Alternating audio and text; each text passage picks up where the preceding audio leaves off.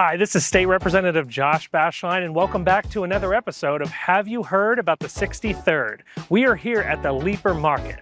Now, as you know, small businesses are the backbone of the economy, so follow me inside and see what this business does to help and support our communities.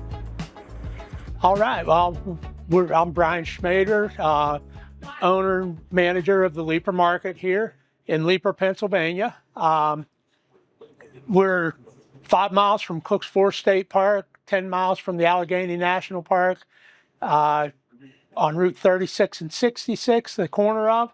The store's been here forever, it seems. My dad started working here when he was 23 years old, and I started working here when I was 14. We have our family involved. My sister and brother-in-law are part owners, Craig and Celeste Malm. My wife and I work here full-time. My sister works here full-time.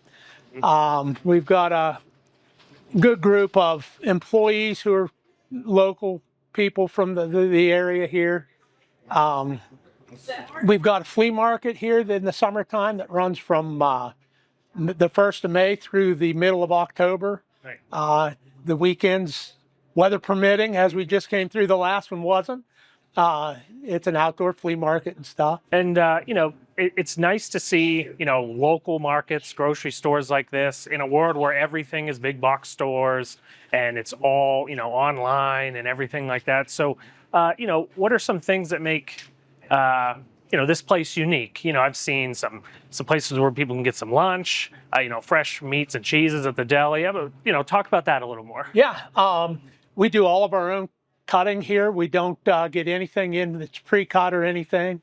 The deli sandwich, we have a MTO counter that makes fantastic subs and stuff, along with a variety of other things. For a small store, we probably have more than most people expect. They come in and are pleasantly surprised at our meat department and the variety of stuff in the store. However, the big draw that a lot of people love are still the hardwood floors.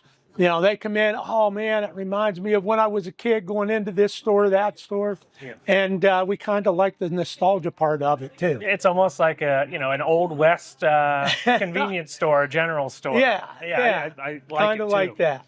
So when we're talking about, places like this, and I try to take as much info, from people around here down to Harrisburg, what are some things I should know? Whether it be the government's overreaching, or you want us to do nothing. Just in general, what knowledge should I take and tell my colleagues and others down in Harrisburg? If anything, to just, make it easier for the smaller businesses. Just like, for instance, and I know it's the way of things now, but like licenses and things like that, now they're all online and stuff. They don't mail you out a thing for them. Not everybody's necessarily on that, especially with us smaller, older places. Just things like that. Nothing major, though. Everything's pretty well for us right now. We do well with the way things are. So nice. I'll keep in mind to kind of leave you be. You guys know what you're doing. Again, so many years being here. So just kind of stay out of the way and just enjoy my produce and everything that I get here as well. We always get the reviews that we have too much fun, so it's a very upbeat atmosphere. A lot of the clientele is a little older, but it goes wild for us because we're so high up, amped all the time, that they just kind of like mellow us down a little bit. We have our regulars, we love them all. Majority we call them by name, but it's a pretty quiet town. Nothing too crazy happens here.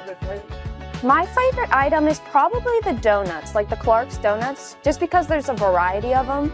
So I'd say the Clark's donuts. So if there was a message you could give, staff and people who come here, the community and the county in general, what would it be? What would it be? We welcome you with open arms, for starters.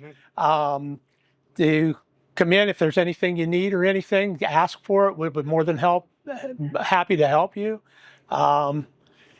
There's pretty much anything we can handle party-wise or things like that.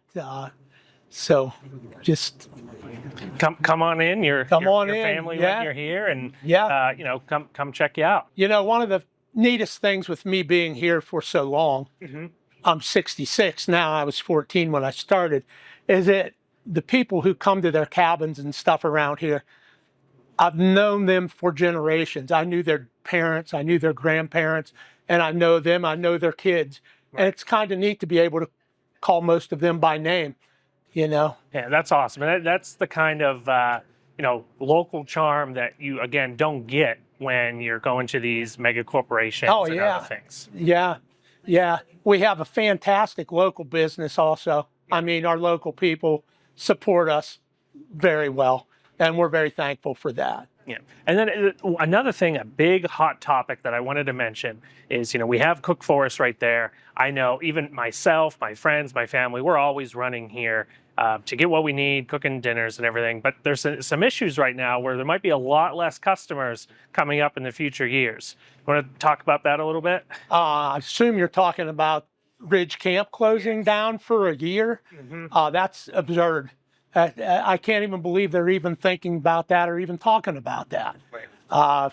For us in this area, and not just our store, the whole area, the canoe rentals, all the stores down through the forest and that, the impact is going to be huge. Right.